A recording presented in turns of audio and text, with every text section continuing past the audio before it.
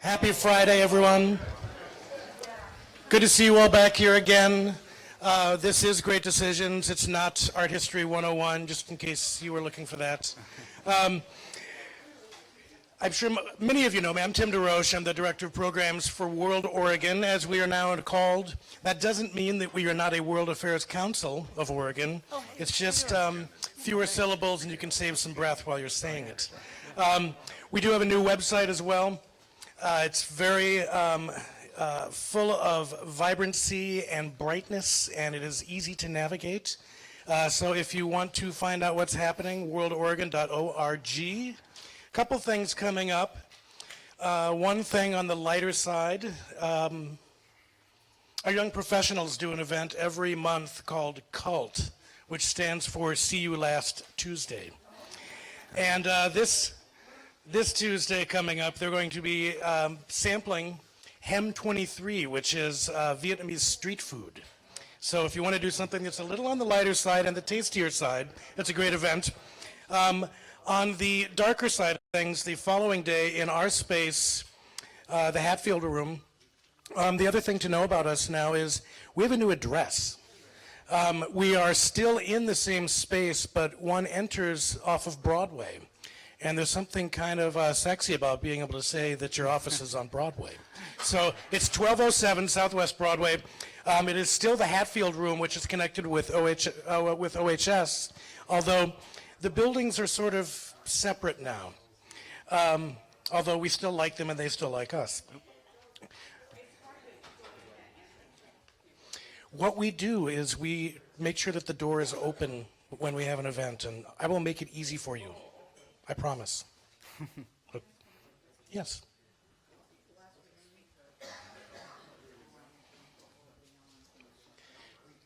The question was, when will last week's talk be up online? I believe Leif is going to get me in fact, I think he actually already just sent me the files for it. It will be on YouTube, and we have a YouTube channel. So if you go to YouTube and you type in WorldOregon, you will find more videos than you can shake a stick at. Anyway, so next Wednesday, the 31st, noon in our office, we're doing an event called Loss of Home, Loss of Hope. And this is photojournalist John Rudolph, who has just returned from Bangladesh, where he was documenting the Rohingya crisis on the border there, and has some unbelievably moving photos, and we'll talk about his trip there. So that is something you won't want to miss. And then Great Decisions next week. We have kind of a rock star next week. Not that Christopher is not a rock star, but we have a bona fide sort of legend speaking here. General Merrill McPeak will be here talking about the military and global engagement. And if you've seen any of Ken Burns' Vietnam series, he's featured in a number of interviews in there. And he was the head of the Air Force during Vietnam and has some incredible perspective. So that'll be here next week. And then I think I'm just going to get to our speaker. I'm really excited. Christopher McKnight and Nichols took part in a program that we did last year on American diplomacy. And it's great to be able to bring people up from OSU and from U of Oregon and kind of mix up the intellectual pond a little bit. We often, but with this series, have a really heavy bent of PSU speakers, but I'm always excited when we find somebody new and somebody who's got some fresh perspective. Christopher McKnight Nichols is Associate Professor of History at OSU and Director of OSU's Center for the Humanities. He leads OSU's Citizenship and Crisis Initiative, which he founded. He specializes in the history of the United States and its relationship to the rest of the world, particularly in the areas of isolationism, internationalism, and globalization, things we should all be concerned about. In addition, he is an expert on modern U.S. intellectual, cultural, and political history with an emphasis on the Gilded Age and my favorite, the Progressive Era. He is the author of Promise and Peril, America at the Dawn of a Global Age, and there's a great picture of Eugene Debs on the cover. It'll just excite the bejesus out of you. He is co-editor, co-author of the forthcoming Rethinking Grand Strategy, U.S. Foreign Relations from the Colonial Era Through the Present, and he's at work on a book on Cold War domestic and foreign policy, tentatively entitled Republican Revival, Ike, Taft, and the Last Gasp of Conservative Foreign Policy. That'll make a really nice musical, too, I bet. I think it will. Nichols is an editorial board member and founder of the Made by History section of the Washington Post. He was honored in 2016 as an Andrew Carnegie Fellow. He is also a prominent, or a permanent member of the Council on Foreign Relations and a member of the Board of Trustees at the Oregon Historical Society. Give him a big hand. Thank you. Excellent. Well, thank you, Tim. Thanks, World Affairs Council / WorldOregon. Thanks to Portland State University for having me here. It's exciting to be here with you all. And most importantly, thank you all for coming out. It is no small thing to give up your lunch hour, whatever you're up to. And I really appreciate that you've given it to us for this series, for this talk, and to think deeply about, to investigate, to analyze, to question, to discuss the U.S.'s role in the world, and this big question of the waning of Pax Americana. Whether or not, thank you, I've even got a clicker now, so I can run through lots and lots of slides. I am, as Tim mentioned, a historian, first and foremost, so I'm going to take a historical perspective to this question, but I'm also a humanist, and I direct our Center for the Humanities. And I'm a passionate advocate for both, for history and for the humanities. And especially in this moment, I think one reason we're all here is that history, the humanities, deeper context, facts, evidence, analysis all really matter. So hopefully we can get into some of those kinds of issues right now, right here. So as a historian, I want us to take a moment and get into a different era. I think the reading from Carla Norloff is really excellent, and so I'm going to try to amplify it with a number of other perspectives. I'll walk you through some of the history and give us a sort of template for understanding our contemporary moment and the possible waning of Pax Americana, and whether or not, frankly, that matters is a question I think we should think more deeply about. All right, so let's think June 1963. What kind of a peace do I mean, and what kind of a peace do we seek? Not a Pax Americana, enforced on the world by American weapons of war. Not the peace of the grave or the security of the slave. I am talking about genuine peace, the kind of peace that makes life on earth worth living, the kind that enables men and nations to grow and to hope and build a better life for their children. Not merely peace for Americans, but peace for all men and women. Not merely peace in our time, but peace in all time. I speak of peace, therefore, as the necessary, rational end of rational men. I realize the pursuit of peace is not as dramatic as the pursuit of war, and frequently the words of the pursuers fall on deaf ears. But we have no more urgent task. Our problems are man-made, therefore they can be solved by man, and man can be as big as he wants. No problem of human destiny is beyond human beings. Man's reason and spirit have often solved the seemingly unsolvable, and we believe they can do it again. And if we cannot end now our differences, at least we can help make the world safe for diversity. For in the final analysis, our most basic common link is that we all inhabit this small planet. We all breathe the same air. We all cherish our children's futures, and we are all mortal. Having come through that moment, it stands in a sharp contrast to some of the rhetoric we've heard from our current president. I think that's obvious. And I would argue a sharp contrast to some of the other presidents of the Cold War, right? One of the things that Kennedy is doing in that speech that we don't see in the essay that we read for today is to oppose peace and Pax Americana.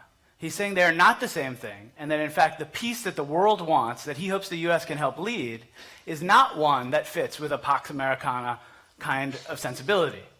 Here he's actually tapping into a much deeper set of intellectual connections in world relations. One goes back to, I would argue, FDR and the Four Freedoms, a kind of vision of the US as a leader of a new deal for the world, an ideological pursuit of a liberal international order that isn't enforced through force, right? This is new in American political thought and politics in this era, from the 40s through the 60s, and it would still be new in 2018 if we were to hear that. In fact, it would probably strike us as astonishing. It also is in contrast to a much longer world historical moment that the Pax Americana concept taps into. That is, if you go back and look at scholars of antiquity, they will tell you that the Pax Romana was not about peace. In fact, the term peace, the pax that Romans talked about, was one enforced by arms, right? It was an imperial system.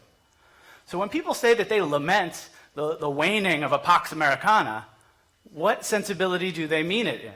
In the Kennedy sense, right?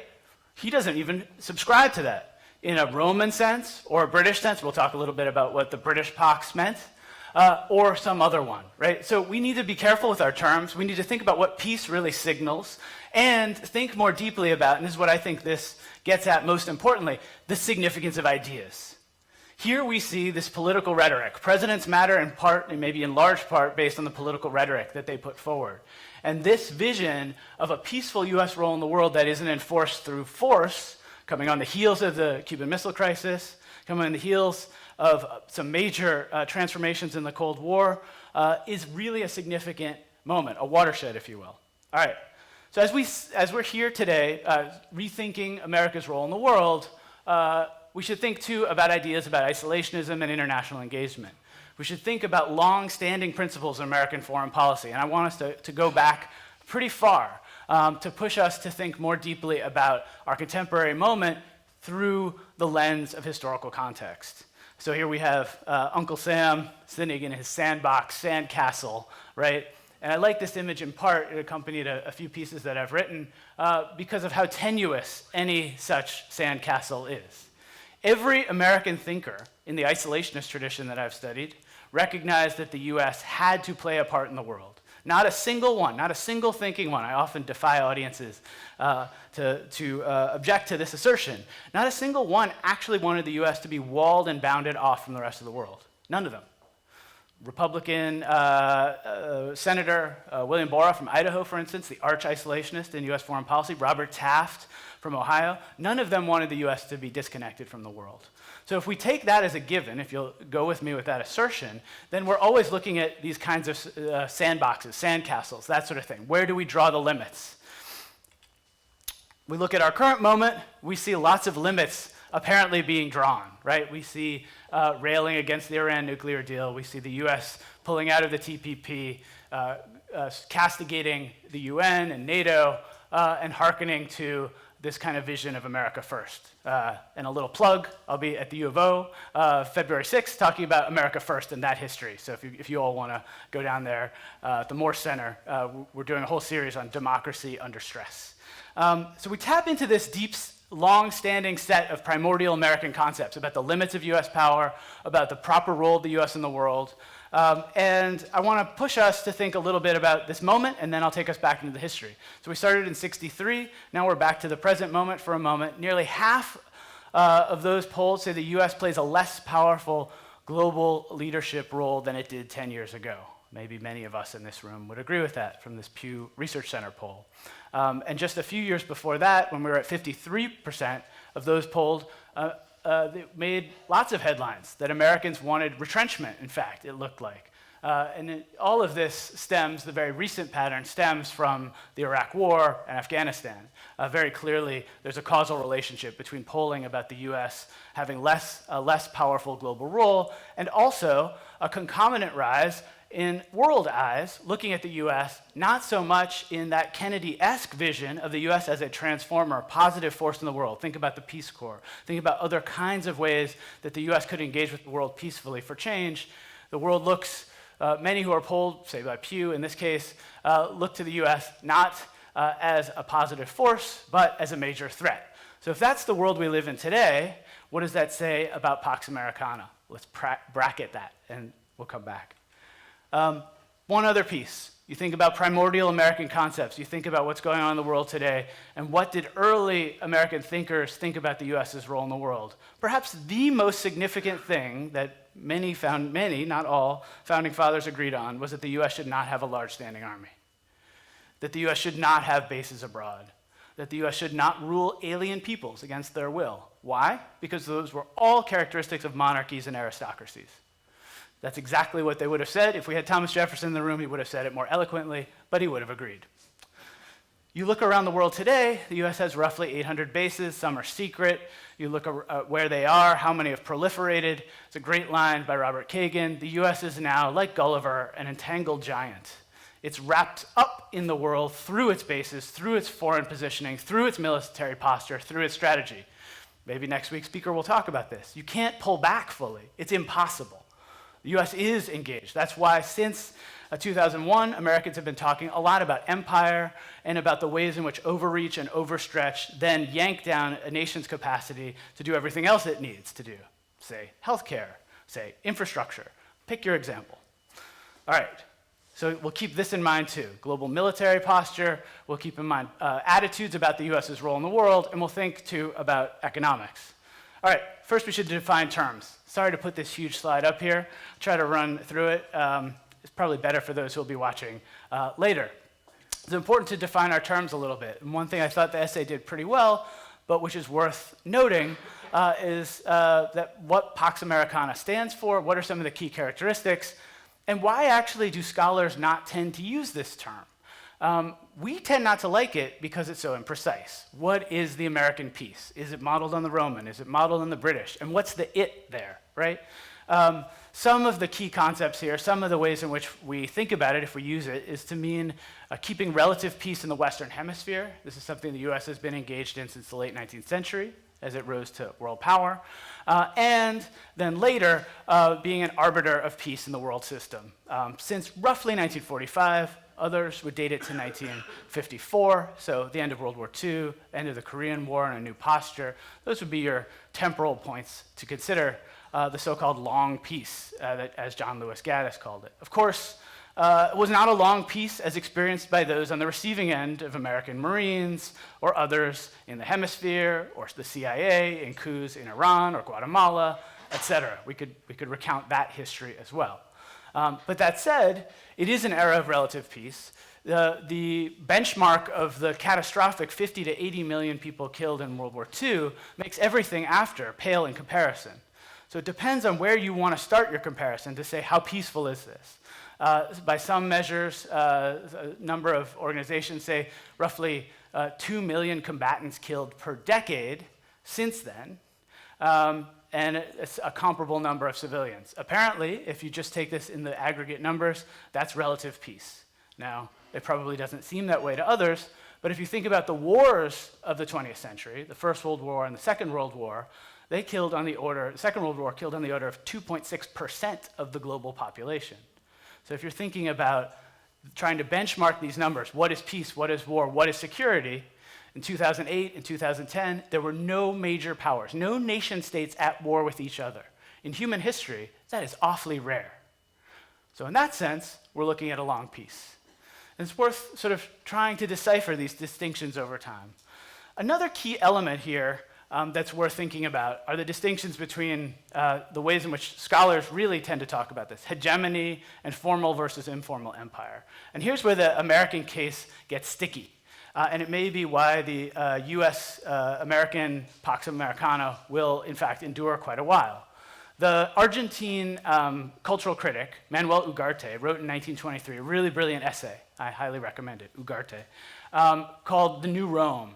And in it, he argued that what was so brilliant about the US, as compared to London, as compared to Rome, was that the US was empire by invitation, that people on the receiving end of American empire wanted it. They wanted the culture. They wanted the commerce. And before they knew it, subtly, Argentines, people throughout Latin America, people around the world, were enmeshed in an American system. And thus, sort of Pax Americana was born in an era that's often thought of as one of isolationism, right? But the 20s and the 30s had a whole lot of American engagement with the world, culturally, commercially. The US actually had diplomats and economists on almost every major board and committee of the League of Nations, even though the US didn't formally join the League of Nations. So this era is one, if you're thinking about when we could actually start our clock for Pax Americana, I would suggest we think back a little bit further. We go to the Progressive era, we go to World War I. We think about the ways in which New York was becoming the financial center of the world, not London anymore. The ways in which people like Ugarte in Argentina recognized that informal empire, America's influence throughout the hemisphere and throughout the world, was taking a much stronger position in their everyday lives than they even really fully understood. Imagine Coca-Cola, imagine Singer typewriters, imagine all the other ways in which products, ideas, goods, and eventually troops get involved in their lives. You could think about the Nicaraguan revolutionary in 1928, Augusto Sandino. He's interviewed by Carlton Beals in The Nation, and he says, America's really the ones behind propping up a dictatorial regime, propping up a regime that we real Democrats oppose. And this is another interesting component of American empire and American Pax Americana, that in some ways, the sort of formal versus informal distinction is even more blurry than we think. And that when you look at the historical examples here, one ideological component is really fascinating. The US as a kind of city on the hill, going back to Winthrop, putting out these ideological democratic sort of mission statements to the globe. And yet you can go decade by decade through US history and see how America did not intervene abroad in service of Democrats, in service of those seeking democratic ideals and revolution. Most famous is probably Ho Chi Minh in Paris, right, in 1918, wants to model a new Vietnamese Declaration of Independence and Constitution of the US. But as you go through it, you can think more about others. I often think of the 1950s and the Hungarian revolutionary Henry Kossuth. Comes to the US, causes this huge stir, really starting a democratic revolution in Hungary. And what do American congressmen say? We support you in spirit. We will not send arms, we will not send men, and we will not send finances. This is a very consistent pattern in US foreign policy. Until when? Really, World War II. That's the seismic shift. That's what the essay argues, and I would argue that that's really the most important moment. Now, there's different ones here. Late 19th century, I would emphasize significantly. World War I would argue as a springboard to that. But if you want a demarcation point, if you want a pivotal moment, it's World War II. And that's really the essence of our distinction here about when Pax Americana came up. I thought it would be fun for you all to see, just for a moment, sorry if that's a little small, if you look to the far right here, the term Pax Americana, basically not used at all. This is just a Google engram, so don't take it for a perfect scientific study of this at all. But you can look to when it's reaching its peak in usage, according to Google Ngrams. So this is looking at all the books that Google has scanned that their technology can turn this up for. You look at the late 80s into the 90s up through the present as a kind of high watermark of discussions of this. And again, I think that echoes the essay that we read and our contemporary moment, right? Coming out of the Cold War and moving into a post-Cold War so-called unipolar moment. Americans spend a lot of time, and the world community, thinking about what the shape of that should be. And so we see a rise in use of the term. So a couple key questions as we go through a kind of rapid march through the history here, starting early and moving onward. So where's the US been in the world? One of the problems with the Great Decisions, one of the problems with some of the essays here, and generally how we construct our history courses and foreign relations courses is that they're very American-centric, and I will be here, so I apologize already. But that said, right, Pax Americana, Pax Romana, Pax Britannica are about that metropole, about that state enforcing its peace on the world or on the areas that it controls, but they're as much about the reciprocal relations with other countries and peoples and groups, right? So where are all those other people in this mix? And when you read the sort of critiques that come at the end of the essay we read for today, you realize that sort of a lot of these questions about where's the world are omitted or are necessarily oppositional, Why is the rise of Brazil necessarily oppositional to the rise of the US or the continuance of the US? Why is China necessarily in an adversarial relationship with the US? Now, we can reconstruct this history and talk through it, but that's a supposition, a key assumption embedded in a lot of the ways in which we think about the waning of Pax Americana. That's one that's worth flagging. And then I would argue, and I think we should keep thinking about, well, what happens to ideas about grand strategy in the US when the US has a little less power, a little less commercial power, a little less ideological power, a little less cultural power in the world? Is there really likely to be the gap, the void, that some sort of naysayer, declinist, often political scientists argue? Or is there some other option out there for us? So 100 years ago, roughly, 101 years, the US entered World War I. What that tells us about our present moment and the shift that came afterwards, for me, is very significant. Does anybody know the terms by which the US entered the war? If you've been at one of my other World War I talks, you might know this. How did the US enter the war? Be bold. Make the world safe for democracy. Exactly. Great ideological mission, a la JFK in some ways for Wilson. Right? So on the terms of that, make the world safe for democracy.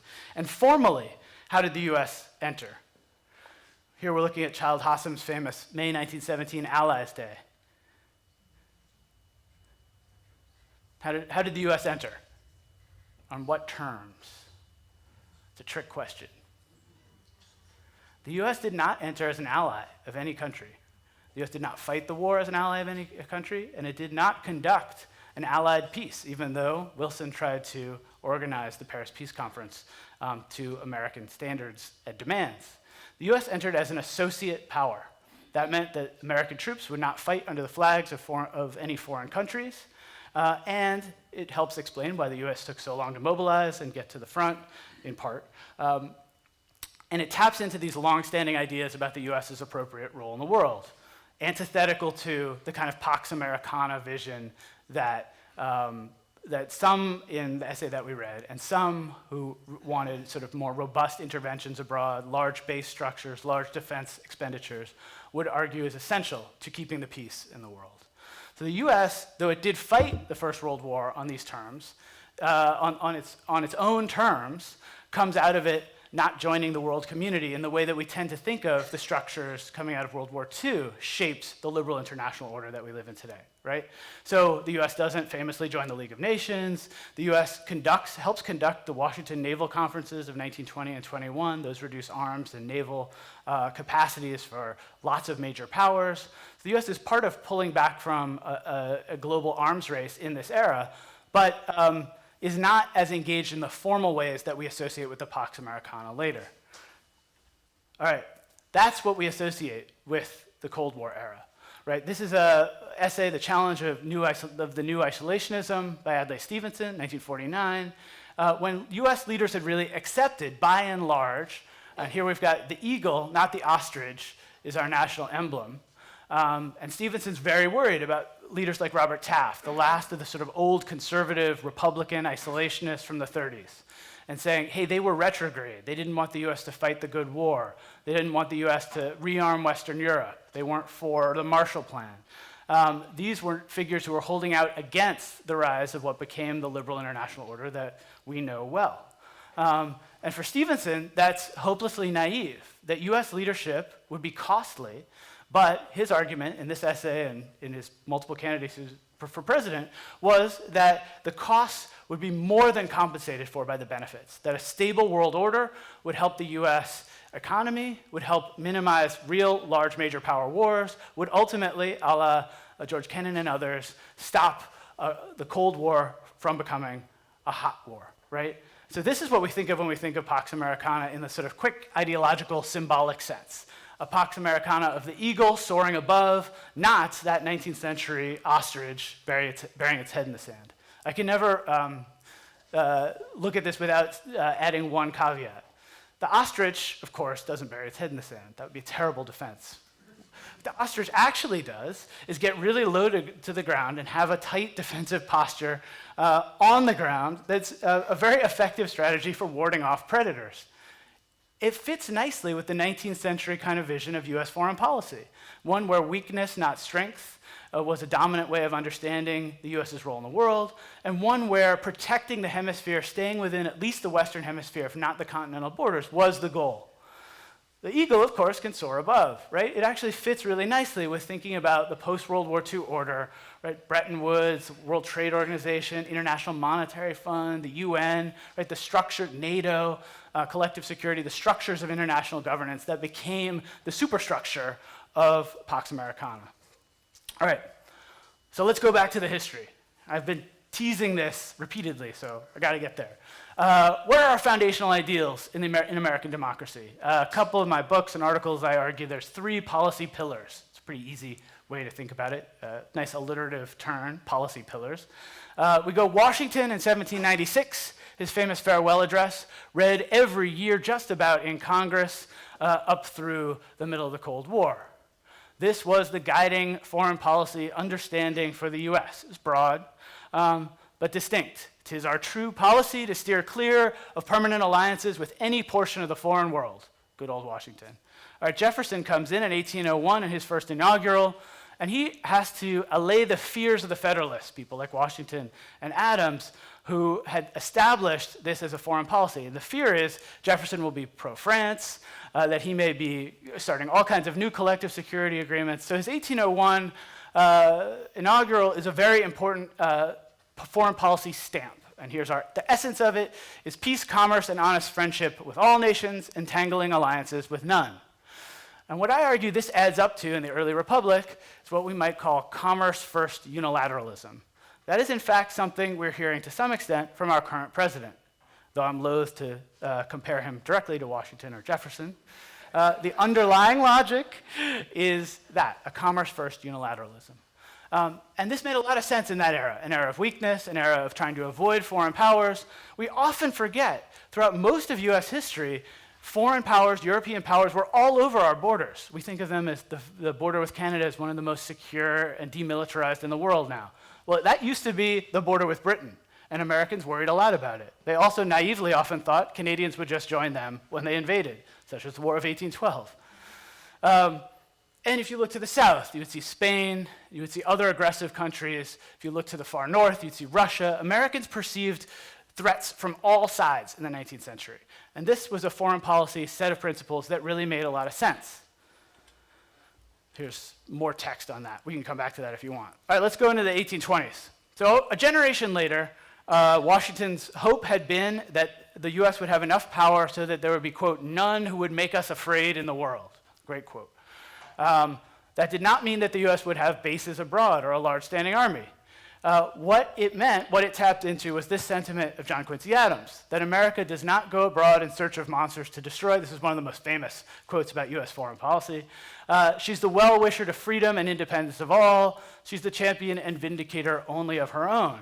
If you go deeper in this quote, however, and in this very statement, July 4th, 1821, you see Adams saying that the US will not intervene in foreign conflicts, that the US will not engage with other powers, the US will certainly steer clear of Europe, and ultimately, that one of the goals of US foreign policy is to move forward with its own agenda and not take into account other nations' concerns. That's a pretty strong sort of a statement, right? It's quite different from JFK's vision. Now, it's not that the US doesn't want to be a well-wisher to freedom and independence. 1820s, what's the context here? Roiling revolutions throughout the hemisphere. People are throwing off the shackles of Spanish colonialism. The US does not have the power, or American policymakers don't believe they have the power or the will to help. And so that is the underlying context for this in this moment. We get to Monroe, 1823. Maybe the most famous doctrine which gave rise to every other president looking for a doctrine. And if I could predict one thing, however long this president stays in office, he too will want his own doctrine. Since Monroe, they've all wanted doctrines, grand strategies that could be encapsulated in one short phrase or concept. Monroe's, in short, was that the hemisphere was the US's to do with as it will. Now, he was less interventionist. That's the way I just articulated it was a sort of Rooseveltian version. Teddy Roosevelt's corollary in 1904 argued this. But the point is that Monroe wanted to say, to expand on what Adams had noted, and Adams actually helped craft this speech. What he wanted to say was that there would be no further European colonialism in the hemisphere. The US would be a guarantor of rights and independence, but it would not mess around in those revolutions going on in the hemisphere. Kind of have it both ways sort of thing, right? Now this does not fit again with this Pax Americana concept that we were reading about, right? It doesn't fit neatly with the Pax Britannica and certainly not with the Pax Romana as a set of primordial concepts out of which US foreign policy is made. So when's all that change? Changes in the late 19th century. And why does it change? The most simple thing in the lexicon of foreign policy, foreign relations, international relations, power. Power changes the calculus for American policymakers. The industrialization and modernization had radically shifted what the US could do. The US now had the capacity to take action around the world. It was a question of if, when, and where the US should intervene, not if it could or should. So these are the terms of the debate in this era. And you start to get American empire. You get the Monroe Doctrine as a firewall against European colonialism, but one gradually shrinking the globe sort of in the US's own image. Now you also get an equal and opposite pushback, and this is something I think we should think about for the contemporary moment. As Americans update ideas about isolationism in the late 19th century, they echo the debates of the present era. This is one of my favorite political cartoons. It's in my book. We talk about it in my classes. One of my former students is here. Civilization begins at home. So this is an anti-imperialist tract, as you can no doubt tell just from the title there. And one of the key concepts here is you see William McKinley looking avariciously at the Philippine Islands, and you see Lady Liberty, Justice, holding back the curtain, showing the injustices at home. Now, if you think about Pax Romana, you think about Pax Britannica, what did they have at the center of their ideological system? The center of that was civilization. The center of that was a kind of opposition of barbarism and civility, going back to Rome, right? You could acquire Roman citizenship through arms, through bearing arms for the Roman state, but you couldn't just be a citizen. And this was also an open question for Americans. So the US takes the Philippines. Are Filipinos automatically citizens? What gets them within the structures of the old territorial to statehood citizenship system, the progression that was laid out early on? It takes until 1917 and the so-called Jones Act to begin to figure out what that'll mean. A full 19, 20 years later, are Americans really grappling with the question of citizenship for the places that the US annexed in 1898 and 1899, Hawaii, Cuba, or holding Cuba, Puerto Rico, et cetera. The other thing that this shows is the quid pro quo that I just highlighted, right? So for all of the Paxes in history, there's been this question of overstretch and overreach. Home, what should we do in balancing needs at home versus commitments abroad, right? There's no more profound question in at the intersection of domestic and foreign politics than that, right? How do you balance that almost unbalanceable set of issues? Say humanitarianism abroad or human rights at home. Sometimes it is an either or, at least in terms of limited resources. Conceptually, hopefully not. And in this moment, you're looking at injustices, lynching, there in the background, poverty, inequality. This is being the Gilded Age into the Progressive Era. Again, very common shared set of political questions as the US engaged abroad. And you can look at some of the consequences. So, very often I find that people don't know that the US occupied Nicaragua from 1912 to 1925, and then after the shortest of breaks was back from 26 to 33. You can look at the serial occupations of Cuba, Haiti, Panama, on down the line. The point being that even in this early era of proto-Pax Americana, the US was deeply involved in the world, right? And in some of the ways that would fit with the Pax Romana. So I'm overturning what I said earlier, and we could come back around to that question of how much the American sort of piece fits with others historically. But of course, that countervailing power was still there throughout US history and was pushing us to think more deeply about interventions. So here you have some of the most famous ones, the America First Committee, Keep Us Out of War, Wilson has kept us out of war, war in Europe, peace in America, and this also taps into that Washingtonian and Jeffersonian set of principles.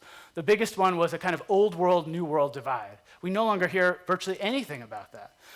But they believe firmly, and Americans, there's some great videos of newsreels from the 30s of Americans saying, we don't want any part of European quarrels, right? We don't want any part of these big problems that large states have with each other, fundamentally, and not with the US.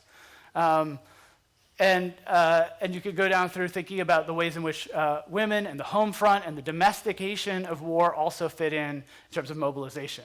I know we want to get to some conversation, so I'll keep it on the briefer side.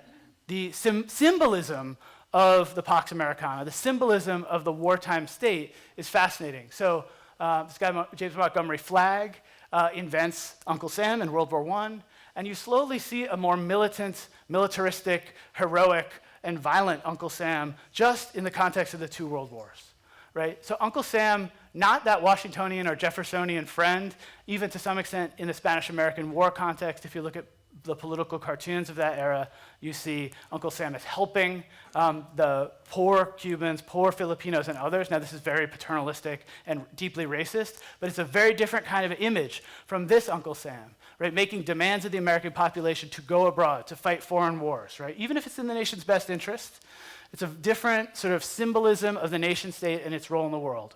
This is not one necessarily that a Washington, a Jefferson, an Adams, or Monroe would have recognized, right? So, and this is the undergirding concept of Pax Americana, an American state so strong that it's that sort of Gulliver entangled in its alliance structures. And I would add also, just one more little tidbit here, the way the US got into World War II is something that maybe some of you, a very smart audience, know. In the Atlantic Charter, in August 1941, Churchill and FDR come together and articulate their set of world-changing, world-reordering goals. And in this is that there will be no territorial changes, no aggrandizement. These are the handwritten notes that are on the last draft. But maybe most importantly is the economic component, that there will be free trade, freedom of the seas, and that all nations will trade in ways that fundamentally, skipping to the chase, will help the US, right? A war-torn world after the war is fundamentally a world market that the US can shape in its own image. And so one argument that American policymakers make, George Marshall and others, is that that's why you need the Marshall Plan. That yes, there's an altruistic component, but there's also an equal and opposite component, which is that the US needs markets. And you would have seen the same thing out of McKinley in 1898. When McKinley was staring at the Philippines, you could see statement after statement of his saying the US needs markets for its surplus goods. All right, let me finish with the present. I have lots of other good stuff from the Cold War, as you can see. But what I'd like us to consider for a moment is some of what's coming now, some of what our essay talks about, right? Is that any longer worth shouldering, that world? And it's no coincidence that you see China and Russia there. But if you look at how much of the global economy by GDP the US has, these are 2016 numbers, look at the US, 24.32% versus China. These are broken up by continent. We could get back to these as we go. So the economics, if there's two main parts to any POX, one is economic and one is security. Here's the economic part. The US doesn't have a clear opponent in terms of that. There is the problem of low growth, and this is a concern. There's the problem of BRICS and the rise of the rest, that lots of other countries seem to be catching up faster, right? In that post-World War II moment where almost everyone was devastated and the US had mobilized is an anomaly in global economic terms. Well, let's look at other elements. You look at contributions to GDP over time.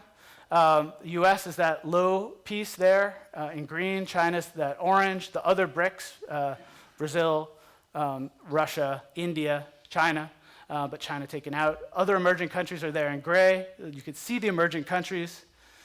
And then comparative economic power, right? That second piece of any POX, right? Economic power. The US has it for sure in GDP, right? Okay, how about in military power? Look at that spending, right? More than all the other major countries combined. Is that a reason to think that the US is waning? US power is waning? Perhaps. But how about looking at it that way? Makes you wonder. If you think about the fighting of World War II, if you think about the ways that conflict have unfolded over time, the major projection of power on the world stage in terms of military power is naval. That was how the British defended their Pax Britannica, and that's how the US projects its power today. Of the nuclear aircraft carriers in the world today, the US has the 10 largest by tonnage. What's the only other country that has a nuclear aircraft carrier? No. France. Virtually all the other carriers in the world system pale in comparison to what the US has. So if you think about projecting power, the ability to have joint operations, which our speaker next week I'm sure will talk about, the US has all the capacity it could possibly need in those terms, though military commanders would like more support. So let me finish with, I've got lots of other great data for our conversation. I'll finish with this bit, sort of my quick take. From Washington to Kennedy to Trump, right? So we started with our Kennedy. How do we go through all this?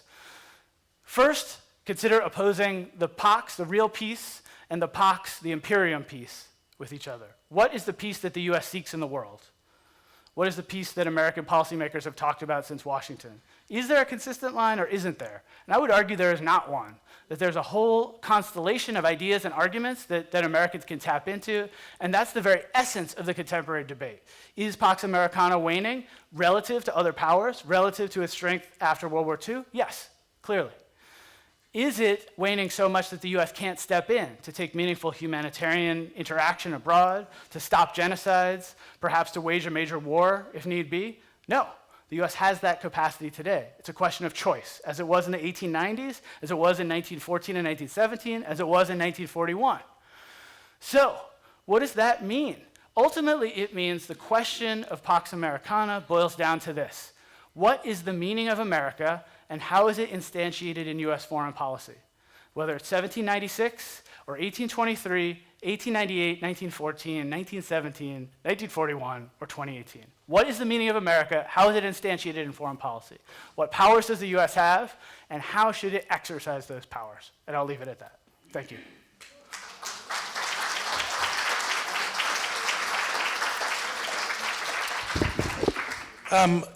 If anyone is interested, perhaps you can send me the PowerPoint if they want more information and drill down. Then Be happy you to. can all Yes. you can all email me, which is timd@worldoregon.org, and I can lay it on you. Yeah. Did you have a question? Boy, this was really comprehensive, and I would like to get your comments about how income and wealth inequality play into this, because as I think about the late 1800s, moving into World War I with the Gilded Age, and leading then to World War II, where America had a global world product of, I think it was around 50%, and with free trade agreements and what's been happening and whatnot, we're left with this instability, pushback on TPP and whatnot. So I really would like to know how that all factors in. Yeah. So that's a complicated question, especially over time. We could have a whole nother session on this.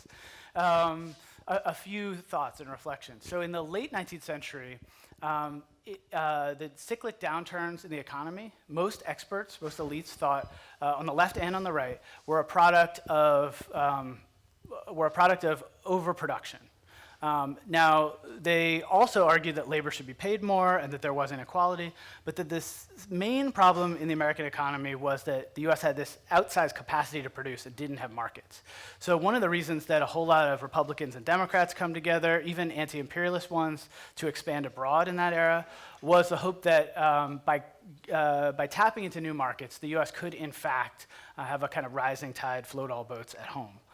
So interestingly, you see folks like labor leader Samuel Gompers actually endorsing immigration restriction and later some elements of U.S. being more deeply enmeshed in the world, despite being, otherwise you would think far on the left, because of this hope that it would drive up wages for working people.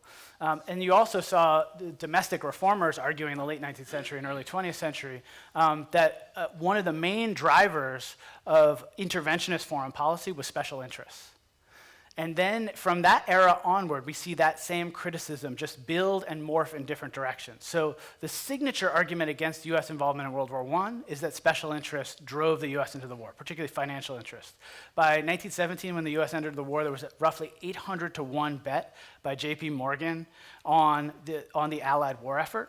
There were really interesting nuances of international finance in that era. There was this committee that Gerald and I organized in the 30s, from 34 to 36, that argued that it was, quote, merchants of death who had gotten the US into that war and had made outsized profits. They're talking about DuPont, but also finance, industry. So you wind up seeing in World War II a countervailing push, which was really interesting. And that was that industry actually tried very hard to claim no profits, to kick those profits back to the federal government in World War II. Since then, we haven't seen that, right? The sort of rise of the military-industrial complex that Eisenhower lamented in 1961 that he could have done something about from 1953 onward, enmeshed the US in a kind of relationship with special interests and elites, and in terms of making money for special interests, in a really insidious and subtle set of ways that's deeply enmeshed us today. The other argument that you could make, I don't know that I subscribe to this too much, is that significant inequality at home and recession and depression lead foreign policy rhetoric to shift to more bellicose terms. And the people who study China, for instance, I was at a panel in DC a few weeks ago. People who study China say that when there's a downturn in their economy and the way that so-called rents, money to the elites are parceled out, then you see a direct shift to a more bellicose move, a language, especially the South China Sea. So you could argue that that's something similar in our contemporary moment. And let's hope it doesn't play out in a conflict. When we were talking about the waning of Pax Americana, and it seemed like say quite a few years back, and I spent a lot of time in the Far East, and I saw dictatorships like Taiwan and Korea, whose dictatorships were supported by the U.S. government, transformed into pretty good democracies. And now that seems to be going the other way. An example is Turkey. Do you think that the waning of Pax Americana is a big effect on this, or what is it, just some of the ups and downs that occurred? So that's a great question too. If you think about the history of the U.S. supporting dictatorships or illiberal regimes, non-democracies, nominal democracies, particularly the Cold War is the unit of measure you would look at, right? And so after the Cold War, it seemed a little less obvious that the U.S. needed to back up those kinds of regimes. And certainly, I think your implicit point is accurate, that there may be some, I don't know if it's a waning of power per se, but I think it's a waning of will for the U.S. to be more involved in places like Turkey, to push back against elections that are fraudulent. And there's also a move in American foreign policy that goes to the early Cold War, which is, it goes back and forth, vacillating back and forth between whether or not the UN, International Criminal Court, World Court before, should be the arbiters of these kinds of problems. So say when there's a coup or human rights violations by heads of state. Americans have never been very comfortable with that. Going back to the 20s, American conservatives hated the idea of Americans being judged by the World Court, and so the US was mostly dragged into those systems. And we can see today the vestiges of that the US is still really not that deeply invested in the kinds of international organizations that would push back against illiberal regimes, dictators, human rights violations, et cetera. Partial answer. It's a complicated question. So I wonder if you could talk a little bit about this from the perspective of the elements of national power. And if you use like a really simple model, diplomatic, informational, military, and economic, if we're saying that today we have an echo of a previous time, could you kind of describe what elements of national power we're using now versus before in that other primarily economic, I think it was, you said economic protectionism maybe, and how we're using them, recognizing of course there's different informational tools like the internet didn't exist, Right. obviously. Yeah, so, and it would depend on the era. So the protectionism of the 20s and 30s, the protectionism of the late 19th century are somewhat different. So cutting edge economic thought in the late 19th century was that tariffs were useful. In fact, progressive thinkers argued for that, building nascent industries through protective tariffs. The most boring thing in US political history is reading congressional record debates about tariff policy. It's just mind-numbing. What should it be? Should it be 33 or 37? How will that impact? Today, it's as much a rhetorical tool as an economic strategy. I don't think that there are many mainstream economists who think that protectionism is a smart move. The majority, the consensus in 1890 would have been that it was smart for the US. So it's really more of a rhetorical strategy. President Trump putting a tariff on dishwashers, for instance, is not about dishwashers, I would argue, but rather, as it would have been in the late 19th century, say tariffs on pork products. So the idea was to protect domestic pork manufacturers, or to get the pork to Europe was the goal back then. It's about something else. It's leverage. So now you're back to the other piece of your question, which is about power, exercise of power. The U.S. did not have much leverage. There's this series of tariff wars called the pork wars, largely in Europe in the late 19th century, which are fascinating, and a bunch of these other kinds of tariff wars, where the U.S. simply did not have the leverage in international economics to get the ends that it sought. Now, certainly the U.S. does, or potentially does, right? So some of the tariff policies, protectionist economics, potentially could be bargaining chips. I'm not sure that this administration has that sorted out. So that would be a piece of that. Then power projection, I think, is probably the biggest component. The British Navy, there's a famous line by Bismarck, which I love, right? If the British Army landed on the Baltics, Bismarck would have sent out the Berlin police to arrest them. Right, what's he mean by that? Well, the answer is simple. The British had no army, right? In the same era, the US had no army. But what did the British have? They had their Navy, right? And that's why I mentioned the carriers and naval capacity. The US capacity to project power through its naval forces and through technology, unmanned aerial vehicles, et cetera, is unparalleled. The US has never had this much power. So if you go back to the 90s arguments about hyperpower and unipolarity, there isn't a comparison in US history or world history.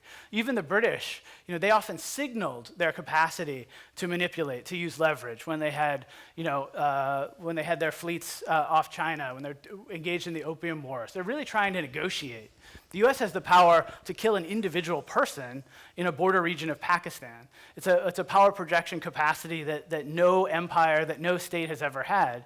And it's one, too, that where I started and where I had that sort of question of American hubris that one really needs to think about, because it's something that leads to an inherent backlash. And if you look at the long histories of the British and the Roman empires, right, it's as much about the antagonism that they generated in their falls as anything else, as the overstretch and overreach, right? So the Romans were really good at co-opting people into their empire because they didn't have that much significant strength, much more significant military strength than some of their enemies. The British had much more naval power, but not much more military power. The US has a near monopoly on almost every kind of power except for nuclear, right? So if it came to a nuclear exchange, we're all in trouble.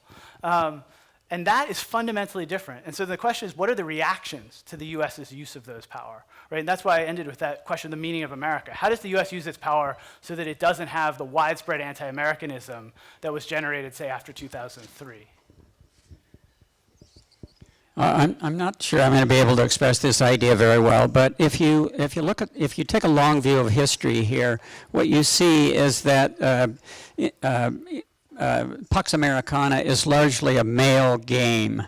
And I'm wondering if you could give us some sense of the influence of women in a short sense, maybe since the 1900s, but also do you see that the emergence of women in power and issues of gender equity are going to shift geopolitical frameworks, or is this somewhat pie in the sky at this particular point? Right. Yeah, I realized in preparing this that I didn't have as many slides and quotes from some of the most fascinating women thinkers on these subjects. One of my favorite couple chapters in this book, Promise and Peril, are about the Women's International League for Peace and Freedom and what they did in the 20s and 30s. The first two American Nobel Peace Prize winners who were women were Jane Addams and Emily Balch. Waning in 1934 and 1946, I believe.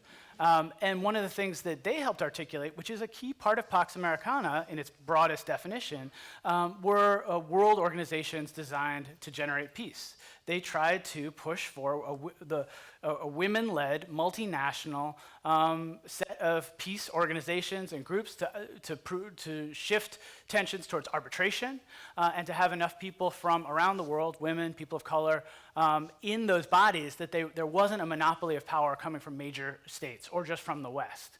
And they were pretty successful, though they're not often given that much credit. The Kellogg-Briand Pact of 1928 to outlaw war largely came out of this outlawry of war movement, of which the Women's International League for Peace and Freedom deserves a ton of credit. All the major powers signed on to the outlawry of war in 1928. It seems hopelessly idealistic and naive now to have outlawed war right before the Depression and the cataclysm that was generated in the turmoil of the 30s. But actually, if you think about how do you prevent the next world war, women were at the forefront of leading that cause in the 20s and 30s. And as opposed to being sort of hopelessly naive and idealistic, that may have been the best set of principles: moral suasion, international law, collective governance, multilateralism, pushing in that direction. Now, certainly there are more women in chambers of power in the room where it happened, a la Hamilton these days. You'd be hard-pressed to find a clear gendered component pushing in one direction or the other, right? You could think about Condoleezza Rice or Margaret Thatcher. We could go through a long list of different empowered women of various types, evaluating the power politics, the core ideas, in relatively similar ways to the ones I'm talking about here. The question of the meaning of America, et cetera. On the other hand, I'll flip that point.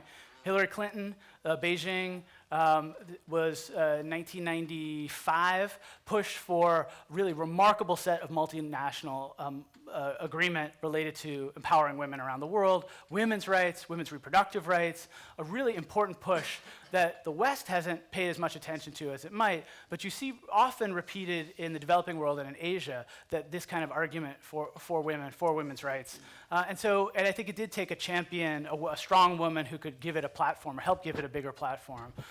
For the future, it's hard to say what that'll mean, but I think women have played an integral role through the late 19th through the 20th century, for sure, in this process.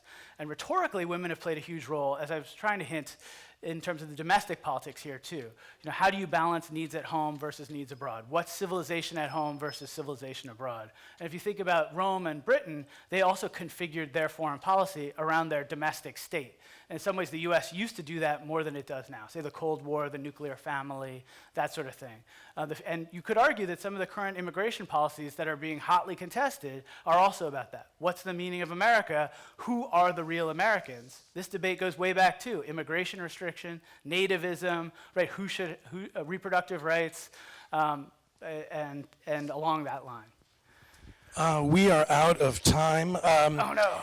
To piggyback on what Christopher just said, it's worth noting that more than 60% of the people that support us and make what we do possible are women, so give yourselves a hand. And give Christopher a hand. Thank you.